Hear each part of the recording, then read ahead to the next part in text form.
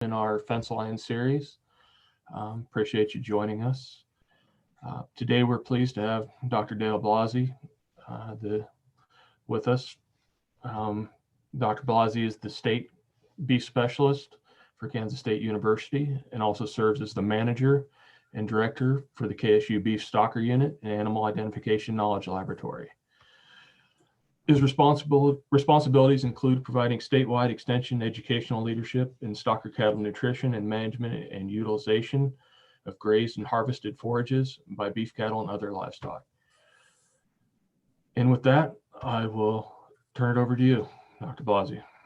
Thank you, Aaron. And on behalf of yourself and also your fellow colleagues at the Sunflower District and Rawlins County, I'm happy to be here tonight to spend just a little bit of time to discuss some various aspects of cow nutrition programs in light of the drought and at the 11th hour we are at now with respect to our spring calving cows just right around the corner and our bred heifers getting ready to start their lactation phase. And I look at the situation. I took this picture here this was the latest I was able to get from the drought monitor, and it's pretty self-evident that you folks have been in smack dab in a very severe extreme drought for some period of time. And as a native of Colorado, further down into the south central part of the state where I originated from, I'm aware of a lot of friends and neighbors who are in similar situations as we are in Western Kansas today. I keep coming back to this. It seems like we get drought all the time, and then certainly in the eastern part of the state, we're looking at it about 20% of the time.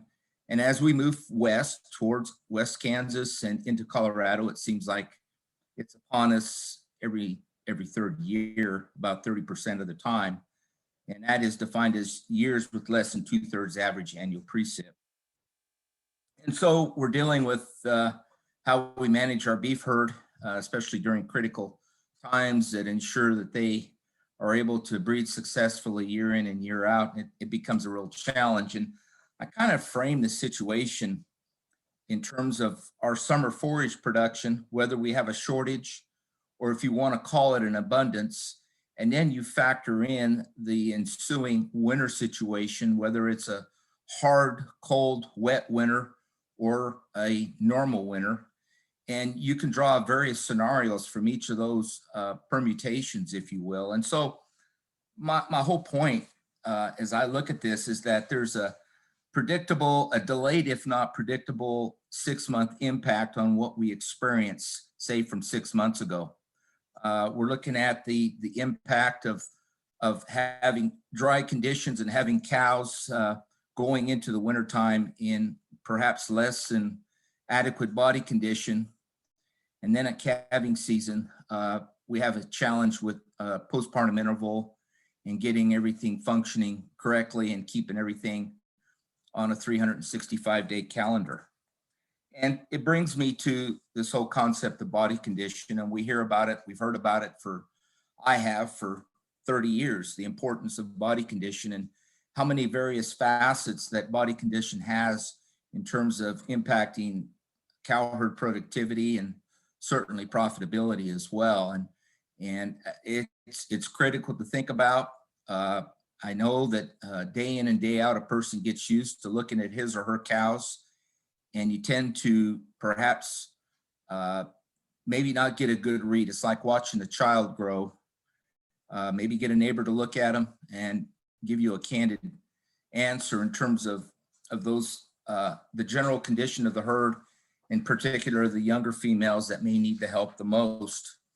And certainly some work that a former colleague of mine conducted research, I believe this was done out of Purdue, looking at the impact of body condition on postpartum interval and ultimately pregnancy rates. And that body condition 5 is extremely critical for mature cows. And certainly we really desire to have our younger females, certainly our heifers, at body conditions, at least a body condition 6, to help assist that young female with her additional growth requirements and staying on track with the remainder of the herd as the breeding season ensues.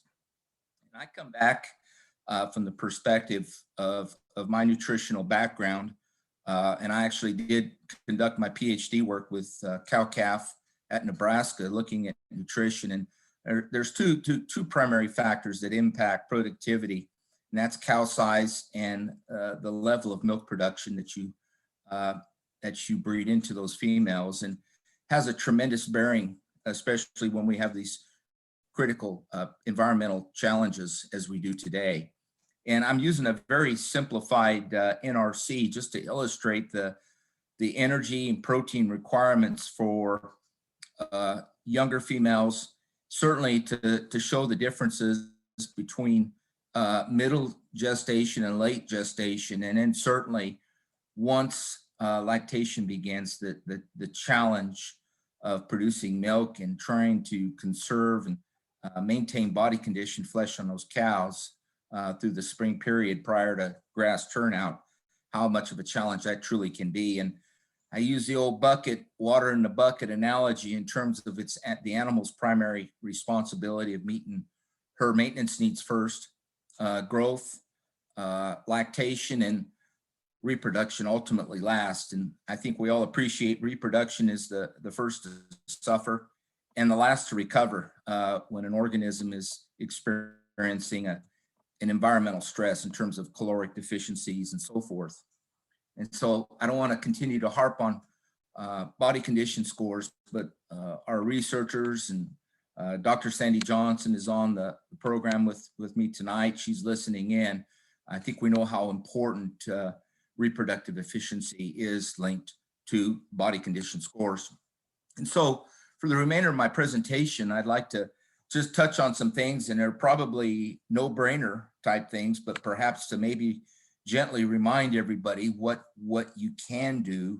And that first thing is to take stock of what your existing forage supply may be. And my family went through drought. I was telling the district and county agents prior to the program, my family going through several droughts, and my father forced to purchase cane feed from out of the county to sustain our cow herd. And it's a challenge. It truly is a challenge, but I think it's important that you take stock of what you have on hand and just do some simple math, figure out, I figure we got at least in Eastern Kansas, we got, here it is, the first week in February, and we got at least through, barring no late spring storms, we're looking in the first part of April, middle part of April. So we have still a sizable amount of time, 60 days at least, until we can start to perhaps plan on and hopefully get some friendly moisture between now and then. The other thing that's important as you evaluate what you have on hand is to also feed test. Just being off one or two and using average book values and perhaps being better in quality than what the book values may tell you can have a sizable impact on how much protein you ought to be providing to your lactating cows as we're approaching this time of the year. And I oftentimes, it's not a practical solution, but certainly sorting your cows by parity, your younger females apart from the matures. And I realize when I say that has incredible time constraints for you as a producer in terms of maintaining separate water sources, breaking ice in tanks, and the additional miles that you may put on your vehicle to comfortably house animals in a separate location. But you can feed to the need. But I realize in many cases that is not a very practical solution. And like I said before, the 6-month delay, the quality of feed produced during the summer has a dramatic bearing on the quality and the sort of nutrition that your cows need here 6 months later. And it's kind of an awkward time of the year to be talking about cow nutrition, because many of you folks have already made your protein purchases. And fortunately for you, with our grain markets going crazy like they have in the last 45 days, hopefully you're not caught in that pinch with so many dramatic changes happening there with the the availability of some of our co-products, and certainly what's happened on our corn and soybean markets as well. I already talked about feeding according to body condition and stage of production, certainly by age of the cow. I did have a solution in here, substituting grain for forage, but with our corn exceeding, at least in our neck of the woods, 5.25 whole corn. So you got processing charges on top of that. That's something that may perhaps in normal years would be something I'd feel quite comfortable making that recommendation, but and feeding in limited quantities. But one of the other things is, after taking stock of what you have on hand, is to do everything in your power to reduce feed wastage. And there's some things to do. And again, it may fall into some of these impractical opportunities for those of you in Western Kansas. Certainly 6 months ago, and I have made this recommendation, is as you put your feed up to segregate by stage of cut, by the cutting, if we're talking about alfalfa, you just have a better idea, and you can basically save your powder when your females need it the most. That's just maybe something, if we get the moisture, and I'm an eternal optimist, and I'm hopeful that we'll be able to turn this corner and grow some near normal yields for this coming growing season. I just want to illustrate, this is some work I did about 25 years ago down in Cali, Pratt, and Saline County, just looking at cane feed and taking samples, individual bales of about 25 bales in that lot, and that was from fields harvested and managed in the same fashion at the same time. And the blue horizontal bars represent the average crude protein content of each of those 25 lots of feed from those 3 different counties. The yellow bar, the vertical yellow bar, represents the variation between the top bale and the bottom bale. So I think it's important that if you do sample your forages, take a representative sample to ensure that your estimates are as close to what it is as possible.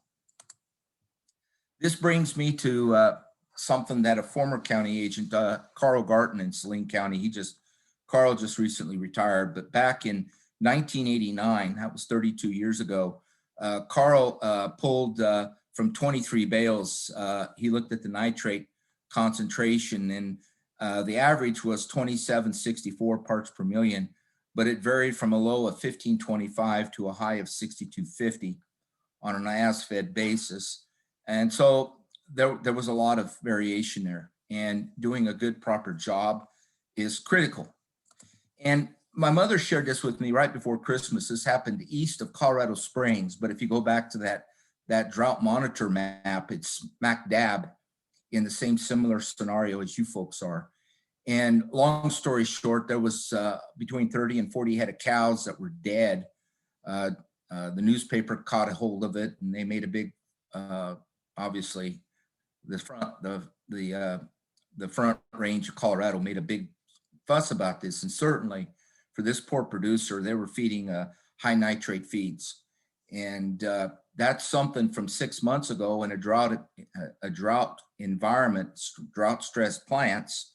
It accumulated the nitrate, and given the right circumstances and so forth, this is what the end result was. So I can't underscore enough the importance as you are trying to feed up feeds that perhaps may be kind of suspect, to know what you're providing to your cows. I think that's very, very important.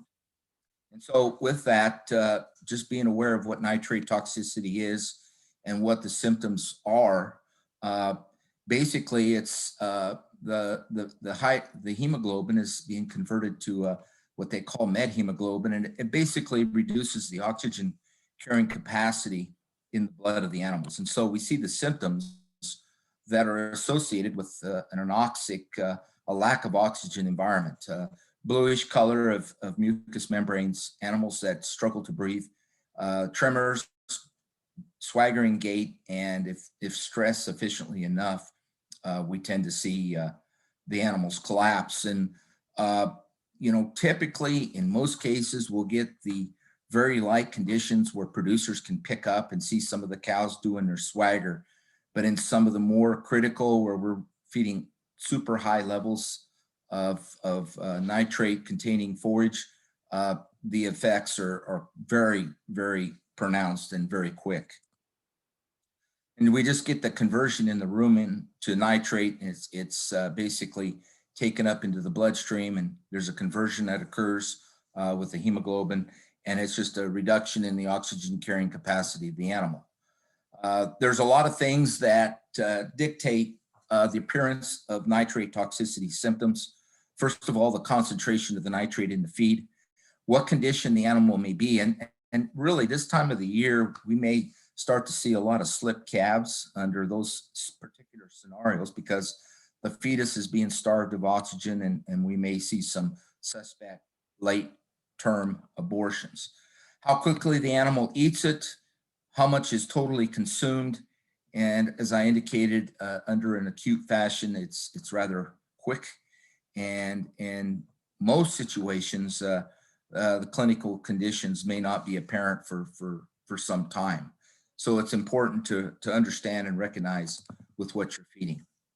The other and final thing that I would want to leave with you tonight is to do everything you can in your power to reduce what wastage you can incur as you utilize your existing forage base.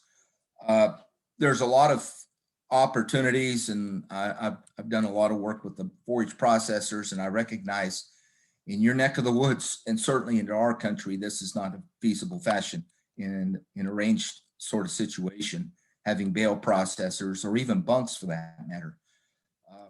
But some of the work that I did, and this was down in Barber County back in the early 90s, we actually looked at how much feed, be it wheat hay, is wasted. And we saw ballpark anywhere about 23%, 22% wasted. That's 1/5. And so there's ways to reduce it. The processing in the bunk or processing on the ground has dramatic overtones to the overall situation. But again, I realize, and I'm saying very clearly that it's perhaps not a very feasible or practical situation for a lot of folks. Bale feeders are another means by which bales you can minimize the stoppage, and we all are aware of what can happen with improper design. Some work from Oklahoma State 12 years ago, 11 years ago, looked at the various models of round bale feeders that can be used, and the wastage that can occur anywhere from 5% upwards to the 20-21% that I reported earlier. And actually, there's a web page at the Noble Foundation that actually will take you through and help you calculate the value of your feed that you're purchasing, and then how much is actually, in terms of dollars and cents, is being wasted as a consequence of what you do. Supplementation. I mean, at this stage of the game, we're looking at trying to get energy into these cows, and a supplement is just that. It's a supplement. In most cases, we use cake cubes, maybe even alfalfa hay for that matter. But it always is under the presumption that there's adequate dry matter available to supplement the base forage being consumed by that cow herd. And in many of your cases, I haven't been out there physically to observe, so I'm pleading ignorance on my part in terms of how much dry matter is actually standing. Certainly this time of the year, I'm sure you're using a lot of areas that have a lot of windbreak opportunities, especially with calving quickly approaching. And hopefully there's some standing forage to augment their dry matter consumption. And so my fourth and final thoughts for tonight is to supplement accordingly. And again, why do we supplement? As I indicated, it's really to correct for a nutritional deficiency in what the base forage of that cow is consuming. And certainly we use it as well to help to increase our carrying capacity on a pasture. It helps to provide a vehicle for dispensing growth promotion or even health additives. And certainly I think we all appreciate it helps to enhance cattle management in terms of getting them close by to get an eye on them, find those females that are in great need of help if they need assistance with the calving season upon us or for whatever reason. And so it's the barrel and the staves analogy in terms of trying to plug those deficiencies and doing it in a very cost-conscious manner by which we want to do so. Many times we tend to not appreciate the importance of trying to work together with the microbes that are in the ruminal microbes, instead of fighting them. And it can happen by over-supplementing energy content, high energy feeds, or even high fat feeds for that matter. You can really have a dramatic impact on fiber digestion. And your fiber digestion is where you really are able to squeeze out additional energy and protein. The supplement is basically a Kickstarter, if you will, for the cow. And so thinking about the rumen, it's an isothermal environment. It's under, for the most part, fairly strict pH control based upon what's being inputted into the rumen.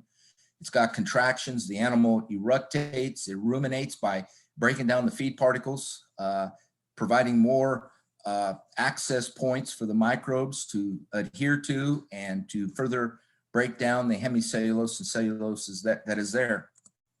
And some really good stuff from Oklahoma State. I'm a big fan of Oklahoma State and the work they've done in the past, but it looks at, I just want to show you what happens with the increased provision, and this is for growing calves, of soybean meal with a medium quality prairie hay.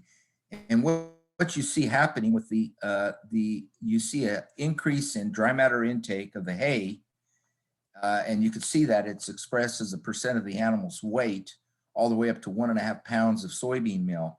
But if you look at the ADF, that's the acid detergent fiber digestion, the percent, you actually are getting more of that, in this case, the medium quality prairie hay, further digested and broken down, providing more energy for that animal. And that should be your goal as you attempt to get through here the next 2 or 3 months until hopefully we get the green grass coming back. On poor quality forages, and you guys are more into the short grass area, we see a lot of the grama grass and the buffalo. And fortunately for you, you get a better quality feed that's there as opposed to what you would see in eastern Kansas. But we do see that boost in intake with provision of protein. And Bob Cochran, one of our former researchers, I use this recommendation. You want to have at least 20% protein. You can maybe let it slip a little bit, but you need to have adequate protein in there as you provide any energy in there to assure that there's adequate backbones and nitrogen for those bugs to assemble and function and ferment properly. There's another additive. I'm a big believer in this, and I say this, and please pay attention when I say this to you regarding rumensin. Rumensin is the only ionophore which is cleared for beef cows. Bovatec is not. You cannot get it. Also, if you have horses on the place, please understand that rumensin is very toxic to equine animals. You may know it, but as you feed it, or if you bring it onto your place, you need to make everybody aware. Your spouse, you need to tell the hired people, your grandkids, anybody who is on the place that has any touch points with the animals needs to understand that the horses cannot be a part of this, as it is incredibly lethal. Now, having said all that, getting all that out of the way, essentially what rumensin does is it makes the animal more efficient, and it channels more of the lesser efficient byproducts of digestion, the VFAs, that being the acetate, and it channels it into propionate, which from an animal's perspective is very, very much more energetically efficient. And some of the titration work that Elanco did years ago showed that feeding 10% less feed, they were able to get by and they still got comparable levels of performance. So you're channeling that less efficient VFA, that volatile fatty acid. You're bringing it into propionate, and as a consequence, the animal's requiring about 10% less feed. And that could all add up in this particular situation. Now, what are the levels recommended based on, if we're talking about poor quality? This is a table directly out of the tech notes from Elanco. You're looking at about 50 milligrams per head per day. I feel more comfortable shooting for 100 because it's going to cost you for the product itself. The cost comes in where you purchase it from your feed mill, and you don't want to buy the rumensin 80 because it's highly concentrated. You need to have somebody break it down and titrate it down to a manageable level. But I like to have at least 100 milligrams allowed per animal per day. It does have some bitter aspects to it. Consumption, certainly in mineral supplements, will really temper the intake of mineral, but of mineral consumption. And we've done several trials with growing cattle, at least here at K-State, and we see that particular response. But it is a very efficacious and should be part of your, I would recommend feeding it year round because you want to bank body condition on those cows when you have the opportunity. So with respect to effective supplementation programs, you need to know what the quality of the feed is out there. And from that, there's means by which to actually estimate how much the animal can consume.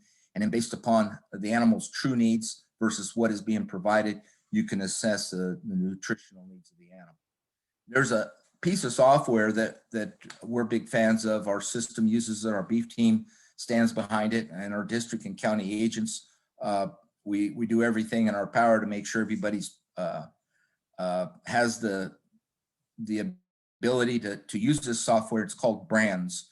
And fortunate for us, Iowa State developed it we actually licensed it for our use about, I don't know, Sandy, maybe 7, 8, 9 years ago. But it does an incredible, it helps you and it customizes your operation in terms of being able to customize exactly what the quality of the feed is the animal's eating. Once you plug it in, you set the particular parameters, the size of cow you have, what stage of production, environmental conditions, and you could actually design you can get a good idea where your cow needs are, and then you get a summary sheet from that work that basically shows you where your deficiencies may be and how you might be able to cut a few pennies a head a day per head off of your costs. So this is, I believe, my last slide, but trying to stretch what you have on hand. I guess it's a good sign that you've taken the time tonight to at least hear my thoughts, but consider your options and manage. These are the times when you really need to think hard about what you carry on the place. I don't care what color of hide they have. I don't care about breed. There's people that I'm aware of in the past 30, 40 years almost got fired because they would make comments about one breed of animal versus the other. And I don't want to go there. I'm just going to say that if you want to go for the maximum weaning weights that is almighty possible, you just need to be prepared to provide the necessary calories for that female during those difficult times. Take stock of what you have on hand. Consider earlier than normal weaning dates. And I'm going to show you a piece of software developed by the Department of Ag Economics. It's called Beef Basis. It's a pretty strong tool. And it's something that as you think about what you can do, if you have the ability, if you have the labor and everything to do it, there's some thoughts that can be done.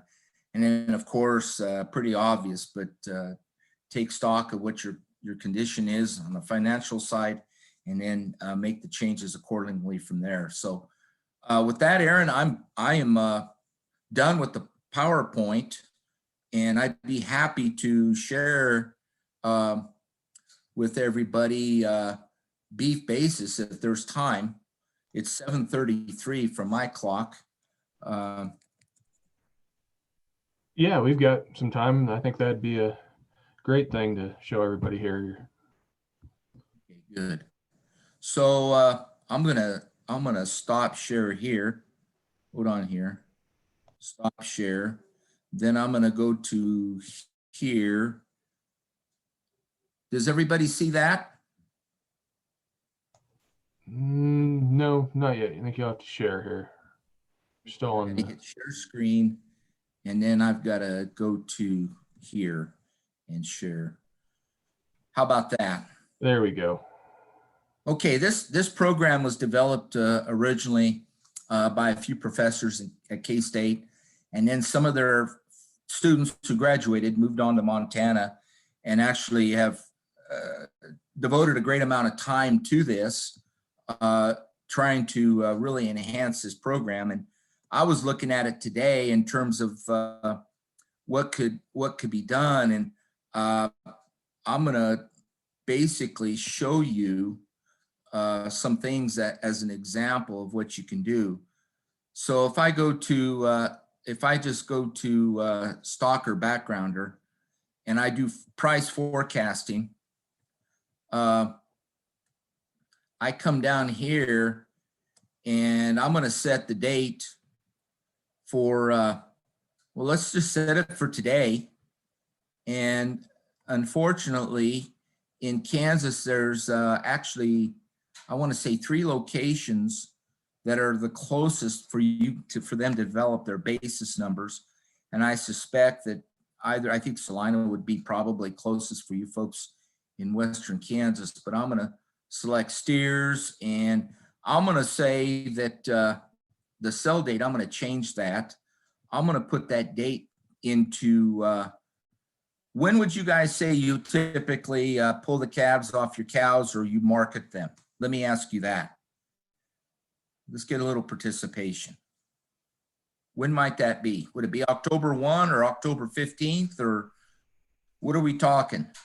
Yeah, go ahead and type it in chat or whatever, everybody. Or Yeah, I'd love to hear people's what they do.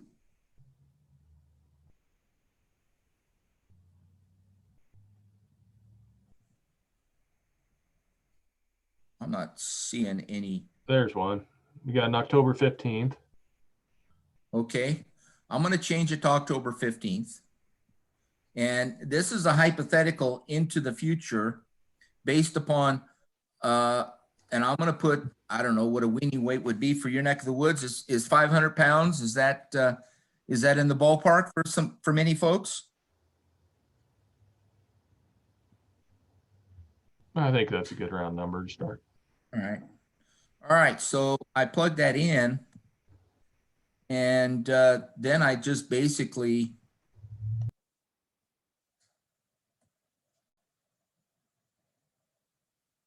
number ahead. I'm going to put 50 head in there. Okay. There's a relationship between the lot size and the price of the calves, but I'm going to use 50 head. And it's trying to crunch this right now. I'm looking at everything here to make sure.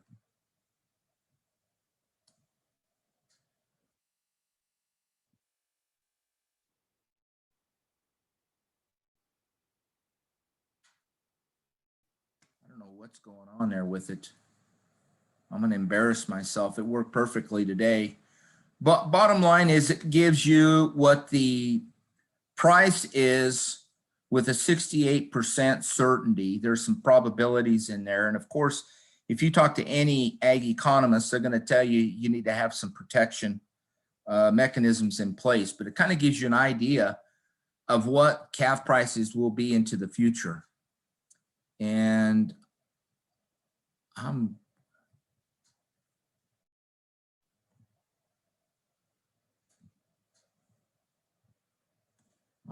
there it is, run calculator. So I ran the calculator, and here it is. It's telling me the expected cash price October 15th for 500-pound steer calves in a lot size of 50 head is going to be worth somewhere in the ballpark of $184. And if you look at the confidence interval for the basis, I just put my pointer over that, and as you see what I said, the the range of the actual basis and the expected cash price is expected to fall in 68% of the time. So there's a band in there for the basis. It gives you the further analysis if you're into the market analysis in terms of, you can see the corn has gone up much higher here at 531, and then the value of the calves in terms of feeder calf size is down in that ballpark. So I want everybody to remember $184 October 15th. But what if we come here and instead of selling October 15th, let's sell those calves on September 1st or 2nd, okay? So we're a month early. And as I said, we're at, what was that number again? Aaron? Anybody remember? The expected price? Yeah, from the first example. 184 something, I believe. Oh, okay. Well, I'm going to run it now. It's September 2nd. Okay, now there it's 185.84. So you're making it for a 5-weight calf ballpark. You're getting an added $10 or $12 for the calves, and the argument is selling those calves earlier. And then you also have that additional time frame for that female cow, for that mature cow, to try to replenish her body condition with the baby no longer in the vicinity.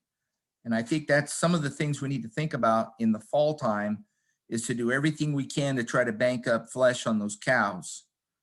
And this is just one example that I've showed you. There's a whole host of tools. We can go over here to cow calf, and there's price forecasting, value by weight. There's just a lot of good tools. If somebody would just spend some time and try to better understand what it does, I think there's some good opportunities for that. So Aaron, that's all I have for tonight. I hope I didn't let anybody down, but happy to take any questions. Anything that we can do to help folks out, I'm certainly all about. Yeah, be great if we could, anybody's got any questions out there, either you can unmute yourself or go ahead and type them in the chat.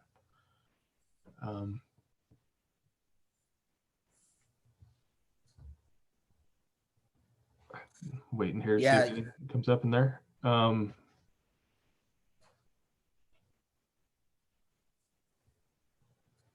Okay.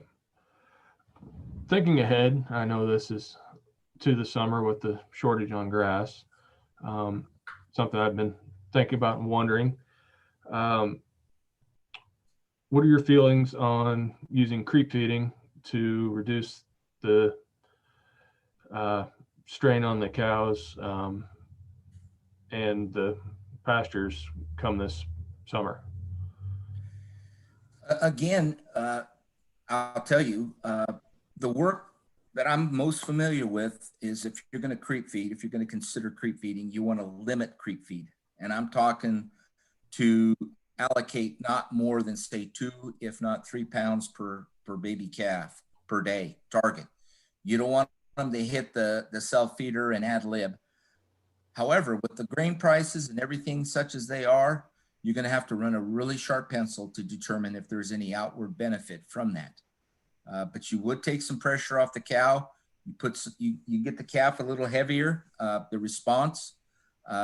We figure about, with limit feeding, we're going to get about a 7 or 8, if maybe a 9 pounds of feed per pound of gain. So that's kind of the conversions that we get, but that certainly takes the pressure off of the grazing base for sure, and also the female cow. But I think there's some great opportunities to be, the orders for mineral are going out now that I'm aware of from some of the major companies that put their specials out. And there's some opportunities to maybe consider looking at getting some rumensin, and really staying on top of what the label for the intake is. If it's saying 2 ounces per head per day, or more commonly the 4 ounces per head per day. Having the addition of the rumensin in there will certainly, with a salt block on side along with it, you'll get in that ballpark, that general ballpark, and get that rumensin into those cows. But creep feeding is, you got to run a really tight pencil, Aaron. There are situations where it works well, but in many cases, you'll find you spend a lot of money in the process with nothing really to show for it. Okay, thank you. We have any other questions out there?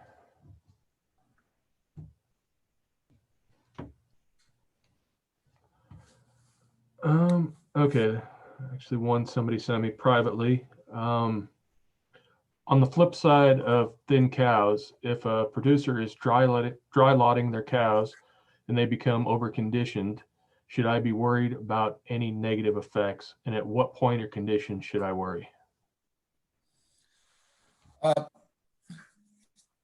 I'd be more concerned about overcondition with younger females in terms of getting an accumulation of udder fat and having an impact on milk production.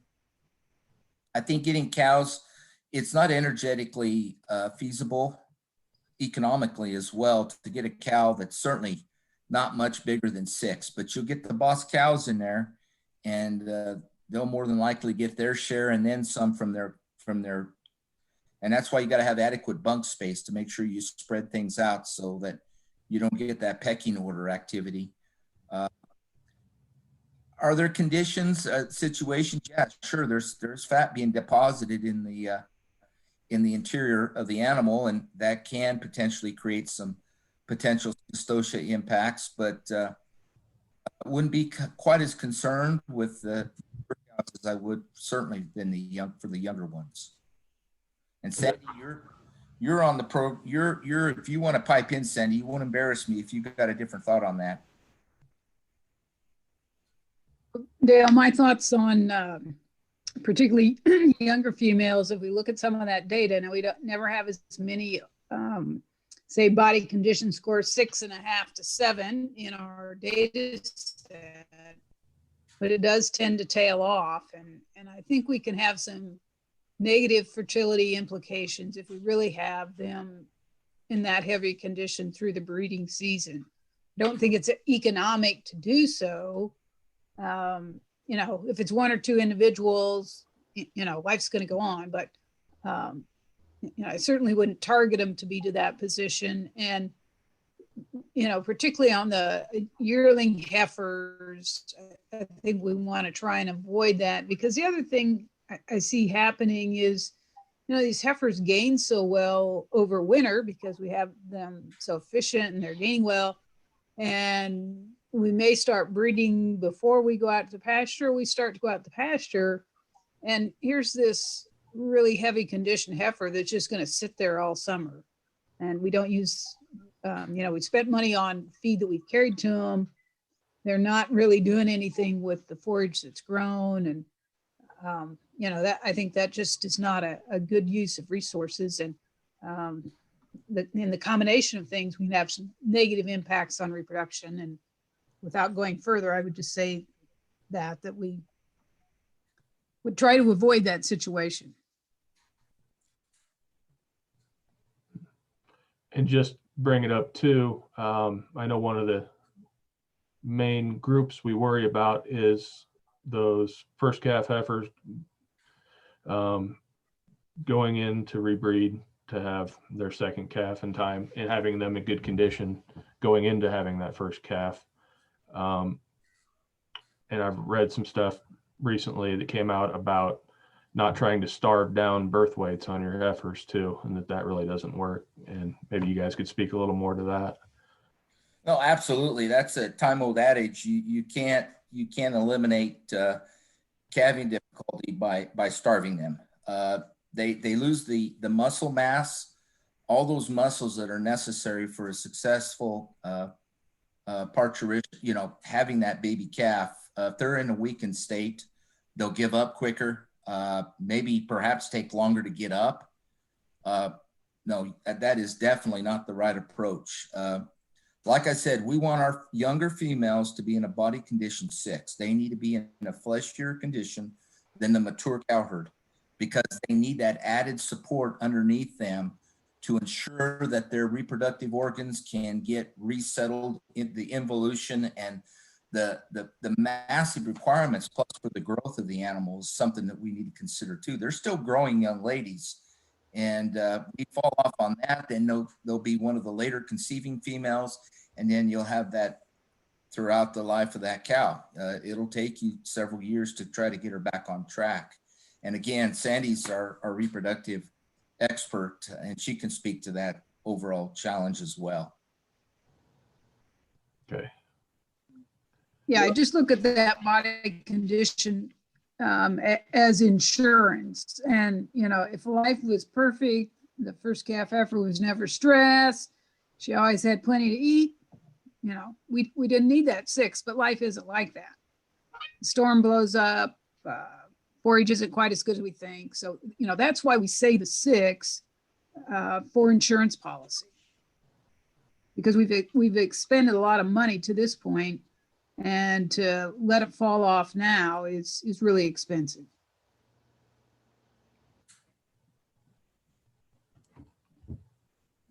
Sandy, you mentioned something about the creep feeding calculator, and I'm trying to put my head around that. What? I believe you developed a little spreadsheet tool that looked at Right. different Right. creep feeding options, and kind of looking at that break even is what I was referring to. Right. So, you know, all those things come into it, the price of the supplement. And in many cases, we really forget about the labor and the equipment required to deliver that to the pasture. There's a cost involved. But then the conversion, if they eat in the ballpark of 4 to 5 pounds, we'll get a 7 or so 8 to 1 return in terms of pounds consumed versus a response of 1 pound of live body weight gain. The more they consume, the less efficient they become. And I just basically looked at the benefits, and it was a very, very simple spreadsheet that I put together to make that work. I think that would be the one that goes to the link I just shared, and tried to share the other links on the beef basis calculator in the chat, and also the noble ag calculator for hay wastage. So everybody that's listening, they can find those links in the chat box. But if I could, from a nutritional perspective, I think many producers in the fall time of the year, when they're preoccupied, certainly if they're a diversified operation and they're worried about the harvest of their crops, and the calves are still on the cow by side, you're letting the body condition the opportunity to capture body flesh on those cows. And I think, you know, I've not been much of a proponent of those self-fed tubs, those liquid, those atmospheric tubs that animals lick. But when a person is busy harvest and they're busy doing their farming and so forth, there may be an opportunity there with just a little bit of protein. And if the cow still isn't providing any bit of milk to that calf, there's an opportunity for her to eat more forage and convert more of that forage into putting back fat and getting her better prepared for the winter ahead. I've kind of come full circle on that. I think that's the best place I would plug and play with these higher price self-fed supplements. And folks, you figure out what it costs to deliver a cube or something to your cows. And if you got a great aunt's place that you have that happens to be 15 miles away, and you figure your time, your labor, your fuel, that adds up very quickly. And it makes that self-fed supplement look more attractive, but only in the right time. I certainly wouldn't be thinking about it this time of the cow production cycle, but that early 3rd trimester, late 2nd would be a really good target and the weather's still friendly. You're going to get some good, I think you'll be surprised by the flesh you can put on some of those females, providing you got the dry matter out there for them to graze. Okay. Do we have any more questions out there?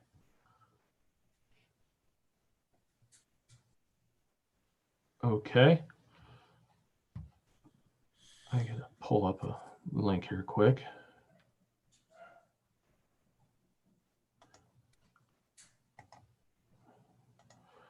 I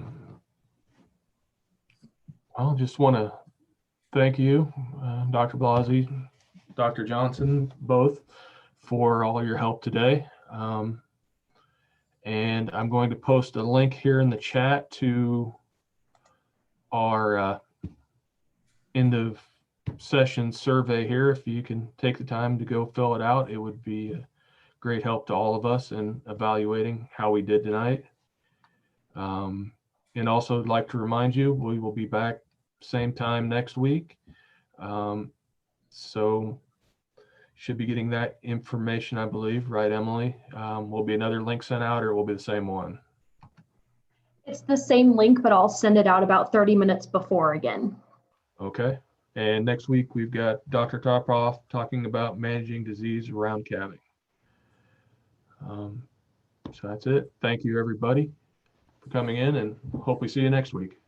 I wish everybody good luck and safe fortune. Thank you.